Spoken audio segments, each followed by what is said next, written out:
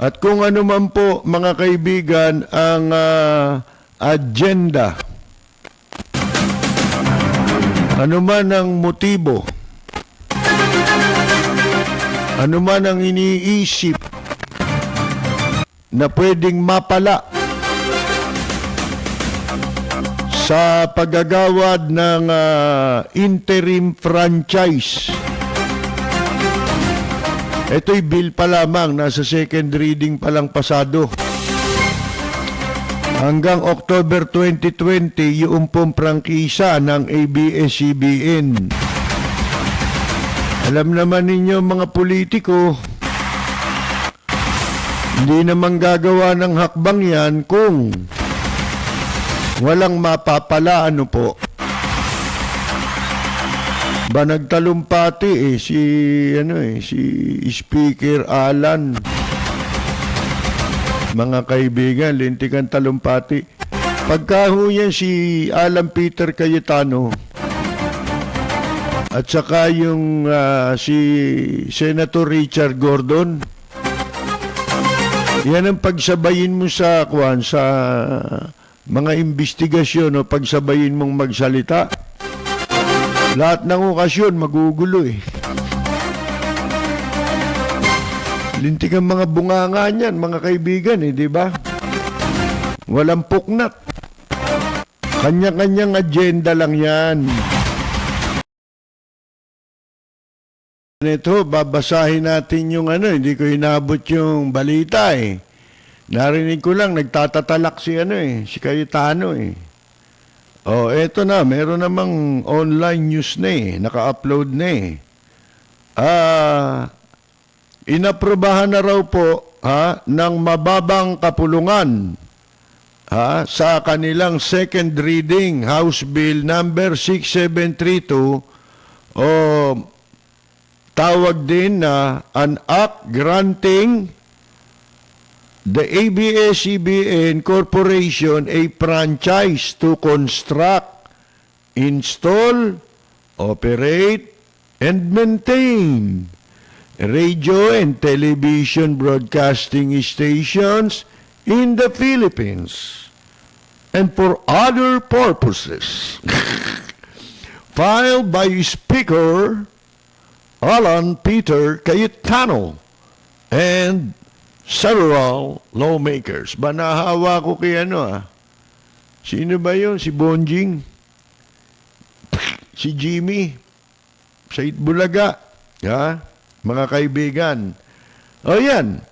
So, asan ngayon yung issue ninyo? Isinama ba na pagbasihan ng Kongreso yon?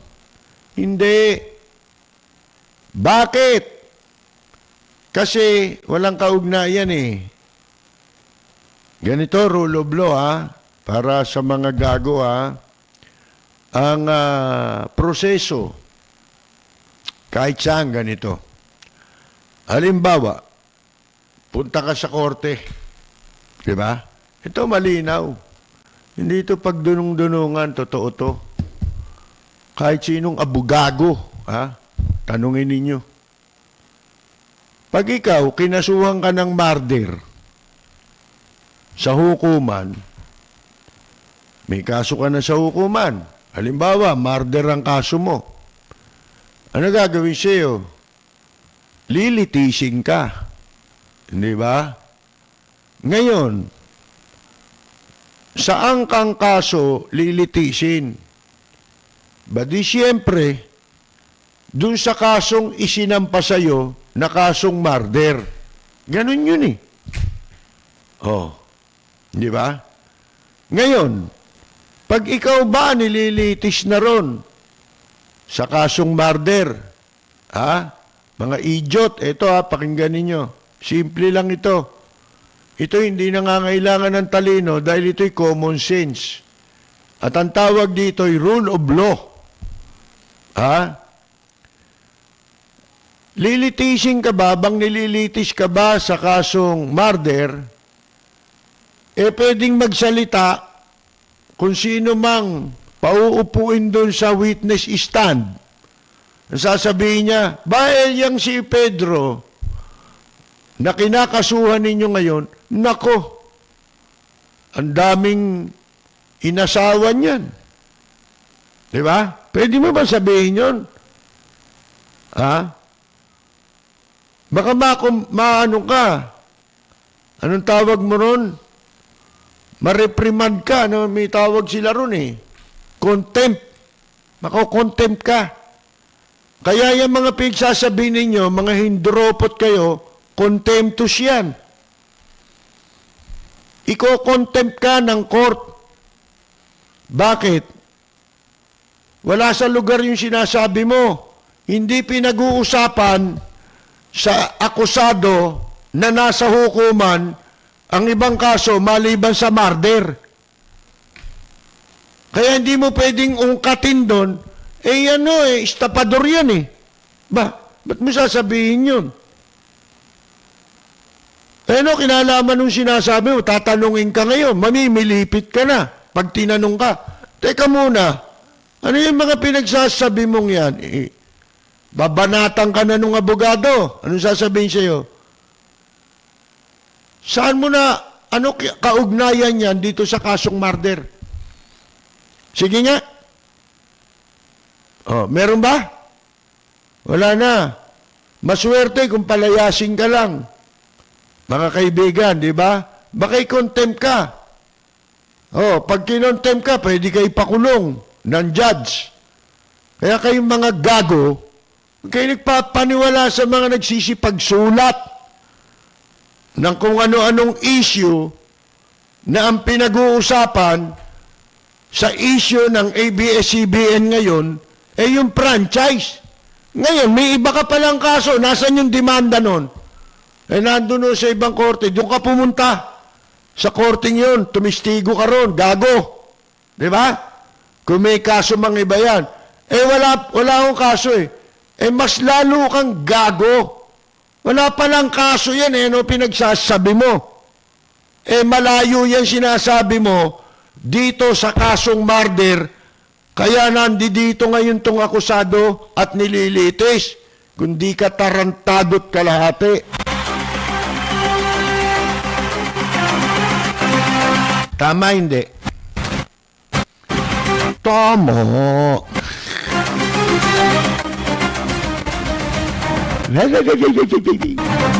Kakaya. Nakakaya. Ang mga hindaropot, sip-sip buto, patay gutom, sumikat at mapwesto. Yan ang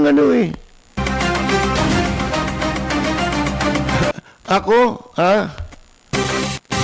may pwesto ko, halimbawa, hindi ko kayo kukunin.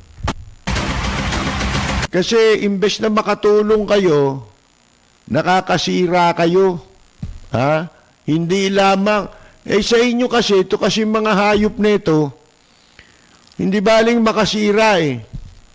Ang importante, mapabuti sila sa pagsisip-sip nila. Kaya nila ginagawa yan, nagsisip-sip sila.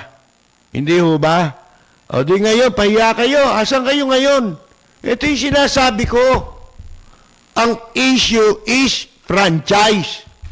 Kung meron kang issue, alam mo, ang ABS-CBN, merong mga tuntuning ipinatutupad, halimbawa, ang gobyerno para sa prangkisa. Sabihin mo kung ano yung nilabag nila ron. Hindi sasabihin mo may sexual harassment. Hindi kami sinweldoan, tinanggal kami sa trabaho. Wag niyong isakay dito yan. Kahit kanino, wag niyong gagawin yan. Dahil yan ay masama.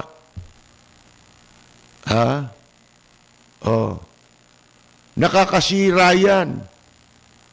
Lalo na sa mga walang muwang. Na mahahawa dyan. Sipin mo, kung ikaw may anak, pinagsisikapan mo, mapag-aral ang anak mo para magtamo ng karunungan o magkaroon ng magandang pundasyon sa karunungan, kaalaman, upang magkaroon siya ng magandang kinabukasan. Pagka ganyan na ho ang lipunan natin, sipin mo, puro lahat ng gustong dumikit sa presidente, walang hiya. Bay, dapat kayong mabahala.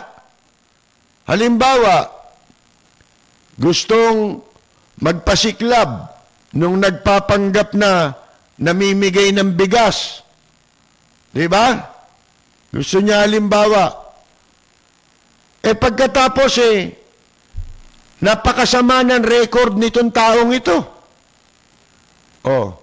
Baka sabihin nyo, hindi, wala namang kinalaman yung record niya sa bigas ibang issue yun kasi yung bigla ka nalang susulpot, yan din yung mga troll Biglang susulpot, tapos ang gusto nila, mas maging kapanipaniwala sila kaysa sa mga marami ng pinagdaanan at kasanayan. Di ba? Mas marunong ka pa dyan. Pero hindi mo naman ginagawa yan. Alam mo, bilib ako ngayon sa mga hayop nito. Nung araw kasi, pagka nagkamali ka ng konti, ng paniwala mo, at nabuko ka, nakakahiya Dapat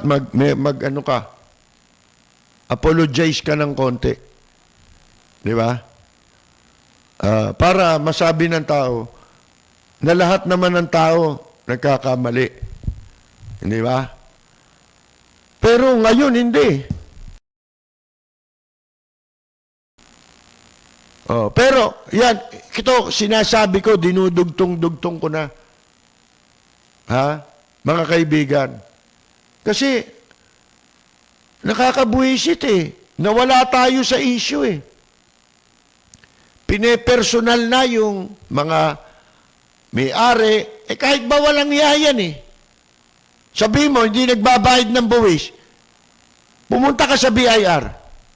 Pag yan napatunayan mo, magkakaroon ka pa ng reward Di ba lahat ng mga merong ganyang kampanya ang BIR? Kapag ka ikaw, merong na-provide na information, evidence, laban sa isang tax evader, mga negosyanteng malalaki, bibigyan ka pa ng reward Ba't di kayo nagpunta ron? Yan ba dyaryo, BIR ba yan? Yan ba social media? Yan ba ang venue? Hindi yan. Kung may kaso, yun ang kaibahan Pag nasa media ka, bago mo ilabas yan sinasabi ninyo tax evasion, hindi nagbabayad ng buwis. Meron ka ng pinagbasihan. Halimbawa, may nag-file sa kaso. Pwede mo ba sasabihin lahat Ito si ganito, ganito. Ito si ganito, ganito. Asan yung pinagbasihan mo? Yan ba nagkakaso nung yung sinasabi mo, yung inaakusa mo sa tao? May kaso ba siya nun? Sige nga. Yan ang kawalangyaan sa media Pinayagan Pati mga baboy na kung sino-sino lang nakakapagsulat, mga kaibigan. Kaya nababoy yung industriya. Hindi kayo magiging effective sa ganyan. Hindi yan ang paraan. Kung walang issue itong prangkisa, sige, bumanat kayo.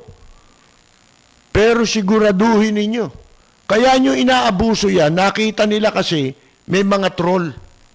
Lumulusot ito lumulusot nakikisakay na rin sila roon. May mga gumagawa pa ng video, nasusuka ako mawalang galang na. Hindi kami pinasweldo tinanggal kami sa trabaho. May kaso nga kami sa labor. Yun pala naman Ano kinalaman sa prangkisa nun? Pwede ka bang pumunta sa korte? Ito. kaso nito, murder. Ikaw, testigo ka. Ano masasabi mo doon sa kasong murder? Hindi ko kasi yan, mayabang yan eh. Baka galit ka lang dito. Kahit sa korte ha, pagka may galit ka doon sa tao, hindi tinatanggap yun. Pagka na-approve na ikaw, titistigo ka dahil may galit ka rin sa akusado, hindi pwede yun. Malamang, hindi tatanggapin ang iyong testimony sa husgado. Yun ang rule of law. Ngayon, kapag yung mga ginagawa ninyo, yan ang rule of law, wala na tayo. Wala na tayong batas na susundin. Tandaan ninyo, tayo, may gobyerno, may batas. Ha? Ang tawag dyan, we are, sabi nga nung sa English we are a government of laws and not of men. Yan yung essence ng rule of law. Katulad niyan, napahiya kayo. Kontra-kontra kayo sa prangkisa, yan, binigyan tuloy. Bibigyan yan. Kasi wala kayong nag-hearing na ito sa Senado kung matatandaan ninyo Wala silang naipakitang proof. Ebidensya, basihan, na merong nilabag ang ABS-CBN. Tsaka ito, tandaan ninyo. Pag yung issue sa prangkisa na yan, pinalala nyo, gusto nyo lumala, maraming sasabit na talagang violation ng franchise. Binigyan ko na kayo na example, di ba? Ang batas, halimbawa, isa dyan, ikaw nag-ooperate ng station. Sa Maynila, dapat, sa Metro Manila, allowed ka lang ng 1 AM, 1 FM. O kung may TV ka, allowed yan. Isa-isang franchise yan. Bawat channel may franchise yan. Bawat kilohertz, megahertz, merong franchise yan. Mga kaibigan. So, bawat frequency na nasa iyo, ang entitled ka lang, frequency ng AM, isa. Frequency ng FM, pwede mong pagsabayin yun. Isa. Tig-isa. TV, pwede yun. Tig-isa. Sige.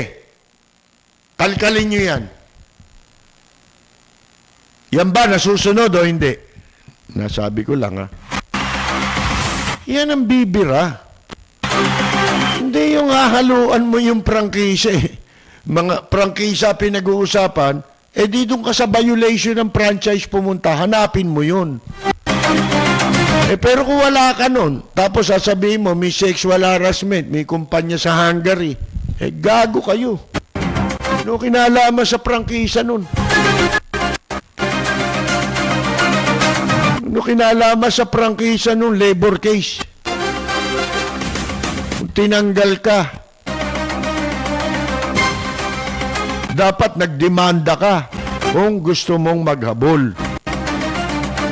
Kung sa palagay mo, naapi ka, naagrabyado ka, meron niyang proper forum.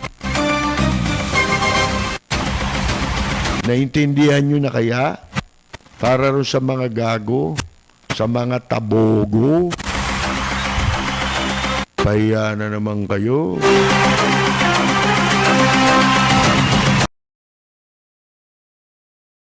Ayon daw po dito sa bill na ito.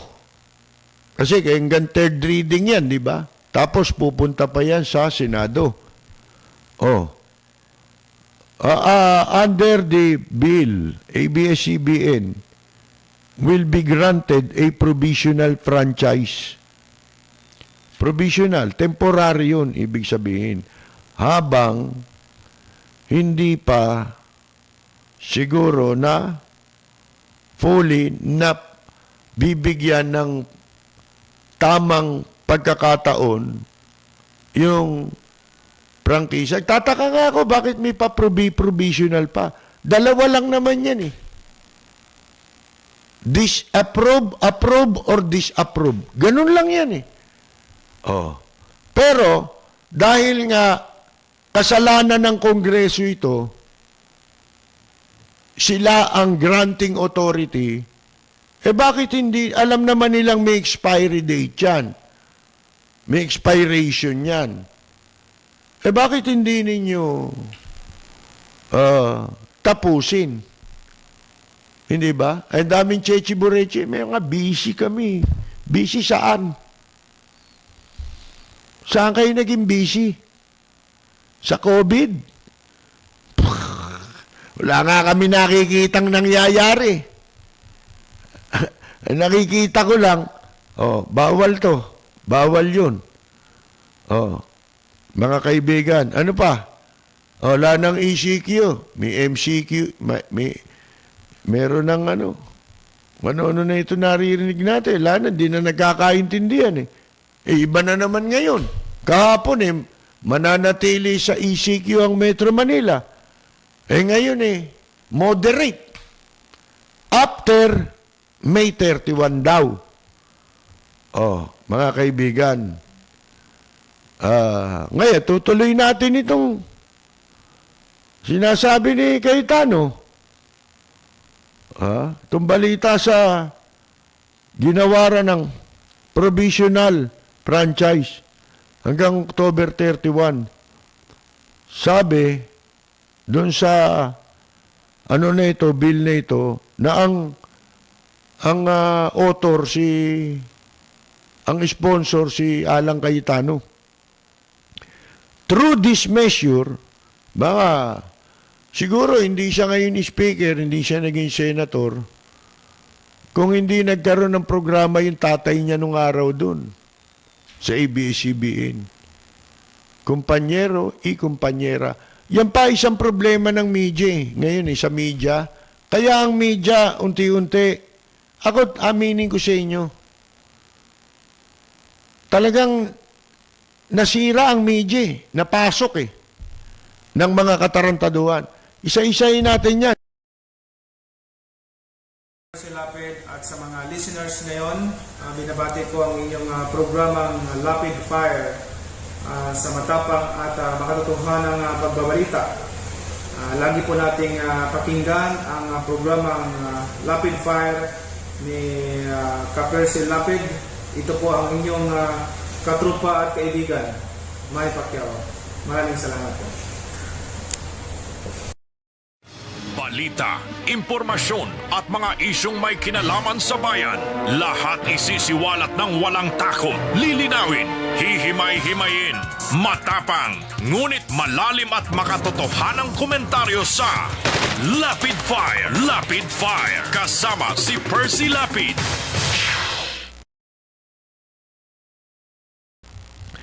Diba, nabanggit natin kanina, siguro wala sa politika ngayon si Alan Peter Cayetano kung walang ABS-CBN. Yung tatay niya may programa nung araw dun Ano yung ibig natin sabihin kanina? Ito matagal ko nang sinasabi nakakasira sa media yan. Yung wag naman magagalit bagay yan ano yan decision call ng isang media organization yan, diba? Ng publishing at saka ng broadcasting, kung sino gusto nilang ilagay. Kaya lang, para sa akin, hindi magandang tignan. Hindi tama, hindi wasto. Yun yung dinadakdak kanina ni Alan Peter Cayetano Yung kinakailangan maging objective ang ABS-CBN dahil may mga accusation laban sa kanila na sila'y bias. Talaga magkakaroon ng bias yan. Umpisahan mo doon sa kuha nila, paglalagay nila ng programa para sa mga public official at saka politician. Mga kaibigan, nakakasira yan sa propesyon ng media. Kaya ako kung kung halimbawa ako gumagawa ng batas, kaya lang hindi gagawin to ng isang pangkaraniwang mambabatas eh. Matatakot eh. Ha? Kasi baka magkaroon siya ng kaaway. Pero kung ako, ang mambabatas, ito noon ko pa sinasabi, matagal ng panahon, dapat ipagbawal yan.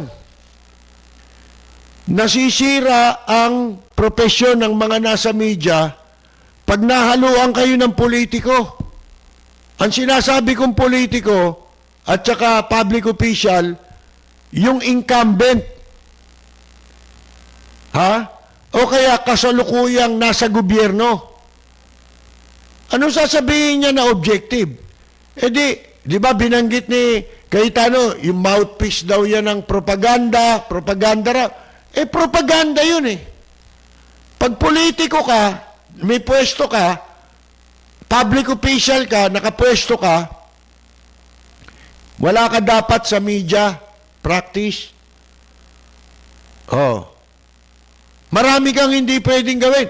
Kung tutuusin, dapat kasama yan sa Republic Act 6713. Mga kaibigan, sa ethical standard for public officials and employees, dapat kasama yan na hindi ka pwede habang ikaw ay nakaupo sa gobyerno, may pwesto ka, kay politiko ka, public official ka, ikaw ay nagsusulat. Kaya nga di ba pagka-eleksyon, kunyari ang batas, 6 na buwan eh, magre-resign ka kunyari sa pinaglilingkuran mong dyaryo o radyo o himpilan. Hindi ba? Para maging patas ka sa iba. Dito naman sa sinasabi ko, sinisira mo yung objectivity ng media. Di ba? Nagiging bias ka na. Sa sarili mo pa lang, bias na yan eh. Bakit? Siyempre, babanatan mo ba yung sarili mo kung walang hiya ka? Tapos may programa ka? Pero walang hiya ka naman? Magnanakaw ka naman? Alam naman, ibulgar mo yung sarili mo. May programa ka. Lahat, binabanatan mo. Tapos nagnanakaw ka. O kaya, halimbawa, wala ka naman binabanatan, nagsasalita ka lang, pero nagnanakaw ka rin. Ano yung ibig mo sabihin? Yung programa mo, gagamitin mo para idepensa mo sarili mo laban sa pagkakabulgar sa iyo ng media? Kalokohan yan. Kaya yung trabaho ng media, inaagaw nila eh. Gusto nila sila na magdidikta eh sa gagawin ng media eh. Kaya nangyari yan. Nagkakaroon ng tinatawag na unholy alliance. Para lang yan yung mga sinaunang panahon eh. Bakit nasira yung mga kaharian? Yung mga kingdom? Di ba dahil sa pakikihalo ng mga pinuno ng simbahan, bawat kaharian may nakatalagang mga kardinal, mga pare, na nagdidikta. Kaya nga si Kristo pinako sa krus eh. Paano? Sa Biblia, ang termino ron eh, yung unholy alliance, ang termino ron eh, pakikiapid. Hindi sexually. Pakikiapid ang term doon ng Biblia. Ganun yan eh. Hindi ba? Kaya nga sa media, hindi ka pwede maging PR. Kung nagpa-practice ka rin ng media. Bakit? May kliyente kang gago ka eh. Oh, ano, yung kliyente mo lang matino. Oh, babanatan mo ba yan pagka walang hiya yan? Di ba? Yan ang mga issue. Ano pa? Kung meron kayong dapat ipagbawal, ngayon pa lang, total, kayo nagsasabi niyan, Alan Peter Cayetano. Kunyari, bias-bias, ha? Oh, kung totoo yung mga pinagsasabi mo, gumawa kayo ng bill, ipagbawal ninyo ang survey. Oh, tatanong nyo, ano kinalaman ng survey? Sa sinasabi mo. Propaganda yan, nagagamit sa propaganda yan eh. Oh, hindi ba? Pagka gusto ko ang panalunin, survey. Hindi pa yun. Sino nasa likod ng survey? Istasyon din eh. Di ba? ABS-CBN din. Yan ang pinakamasama ngayon. Nagpapasama sa eleksyon natin ngayon. Nagpaparumi. Yan survey. SWS, Pulse Asia, lahat yan. Ang purpose niyan, deception yan. Oh. Ang hirap dito, pag makakabuti sa kanila, wala silang problema. Pagka hindi sila ang mataas sa survey, doon sila may problema lang. Ano ibig sabihin yan? Bawal nyo yan. Conditioning of minds lang ang purpose niyan. Pinagkakakitaan ng malaki yan. Pero yan ay deception yan. Panloloko yan. Lalo sa dami ng tanga, bobo, at gago ngayon sa Pilipinas. Yan ay pagbawal nyo. Bakit inimbento yan survey? Yun ang main objective niyan eh. Dapat ipagbawal yan sa politika. Anong survey? Survey. Kaya yung iba nagbabase dyan eh. Yung mga bobo. Oh. Di ba may mas masahol pa bang propaganda yan? Mga kaibigan, kaya hindi na-elect ang mga walang pera, pero may matinong hangarin. Ang na-elect, may pera, walang ya. Mga kaibigan, nakakalamang na yun.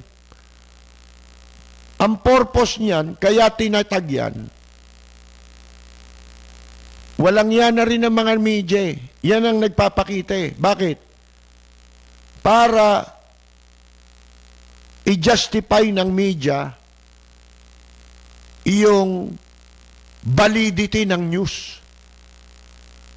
Para maging valid yung news, kailangan kasi may pinanggalingan eh.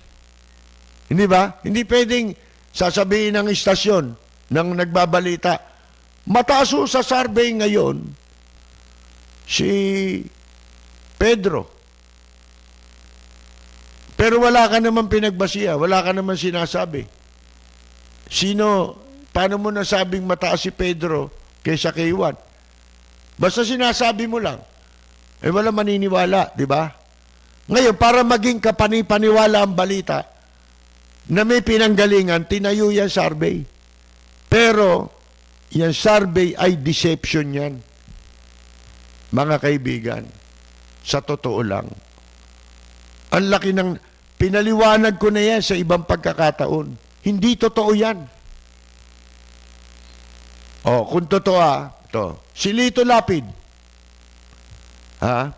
Si Lito Lapid. Consistent siya. Nasa 5 ba? O 3 leading candidates nung nakaraang eleksyon sa Senado. Pagkatapos ng eleksyon, ito wala pang decision yung mga organization. Halimbawa, Iglesia ni Cristo. Wala pang wala pang decision yun. Kung sino dala. Consistent siya, di ba? Halimbawa, sa number 5. Tapos, naglabas ng decision ng iglesia, kasama siya sa dinalang kandidato. Diyan yung malalaman peke ang survey eh. Sa buhatan niya ng Comelec, tsaka mga survey, tsaka Smartmatic.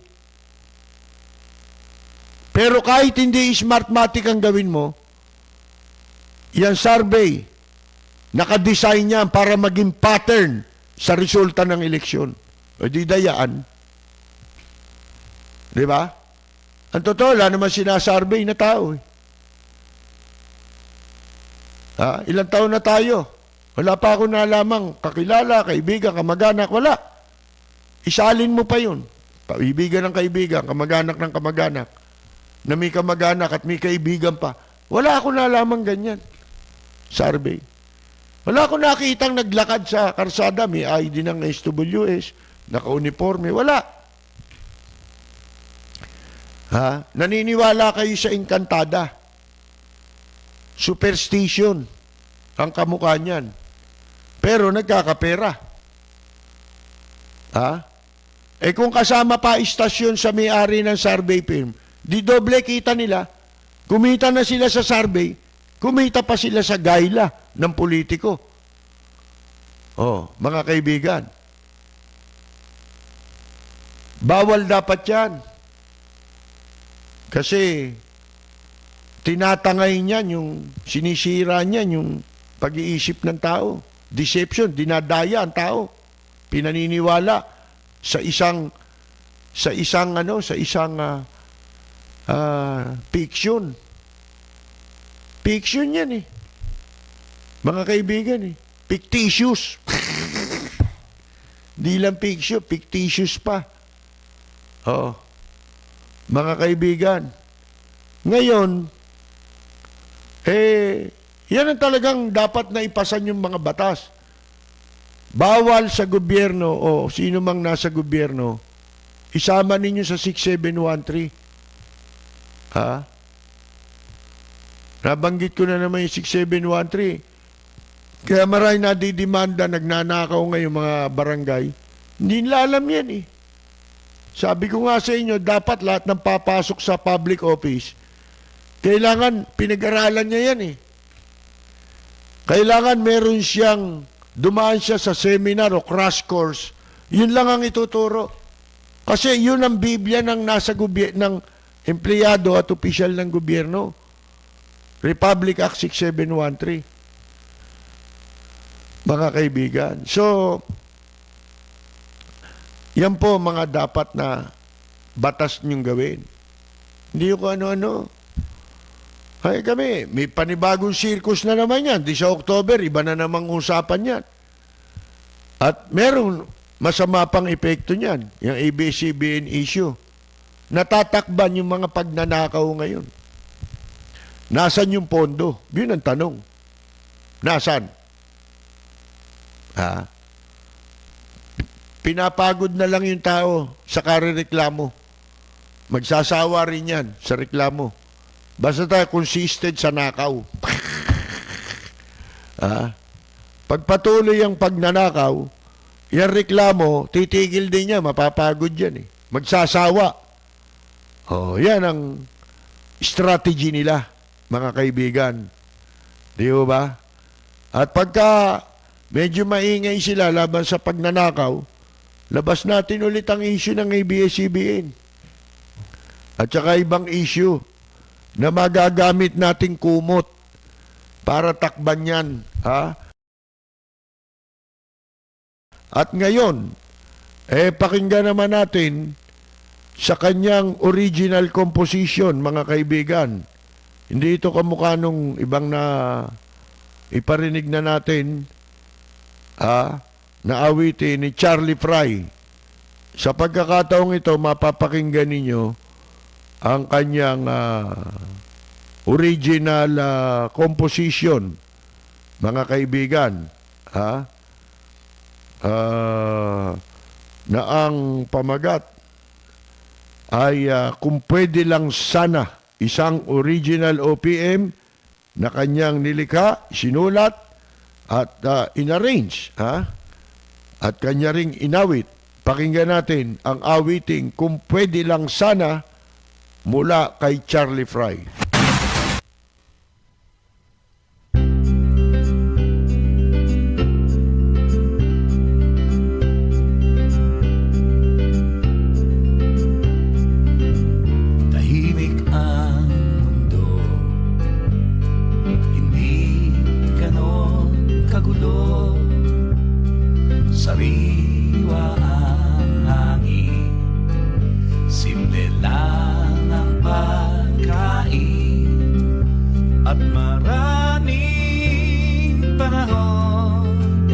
para sa mga minamahal.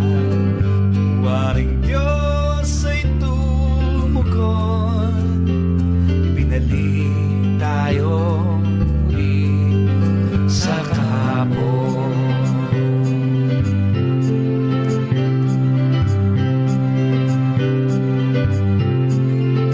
Kung pwede lang, sana ay ganito na lang ang buhay sa mundo. Kung pwede lang, sana simple lang ang lahat, bawat tao'y nagkakaisa.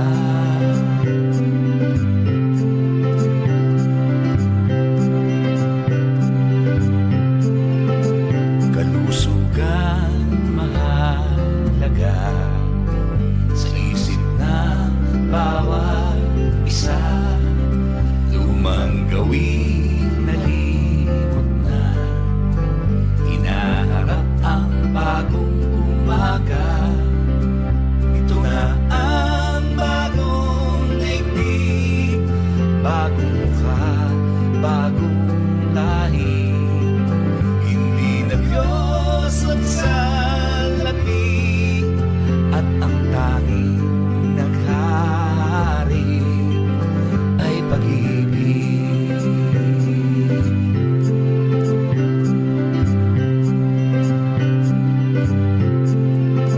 Kung pwede lang, sana ay ganito na lang ang buhay sa mundo.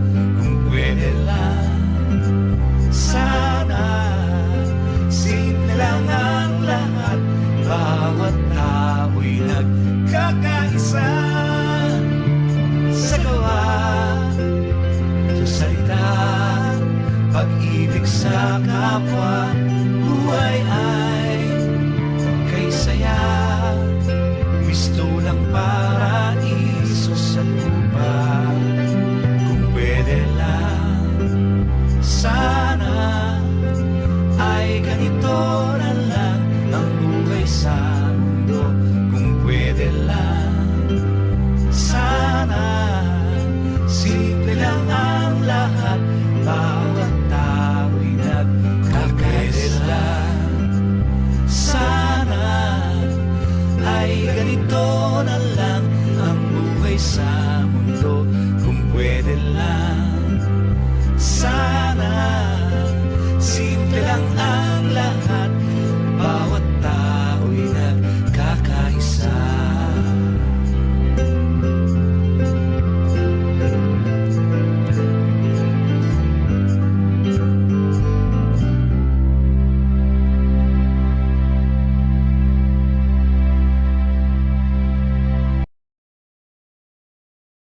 Ang bayan ko'y punong-puno ng yaman, bakit ito'y kailangan pang iwanan? Hindi nga ba't anong sarap mabuhay ng buong ganap sa bayan mo, sumapit ng yaong wakas. Dito sa bayan ko, lahat kami pantay-pantay, walang nang-aabit, ang pag-ibig ay tunay. Dito sa bayan ko, dito'y makikilala mo ang mga kaibigang nagmamahal sa'yo.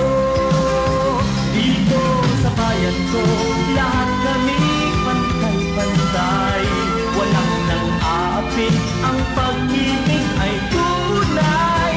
Dito sa bayan ko, dito'y makikilala mo ang isang kaibigan, ang mga kaibigan, ang bawat kaibigan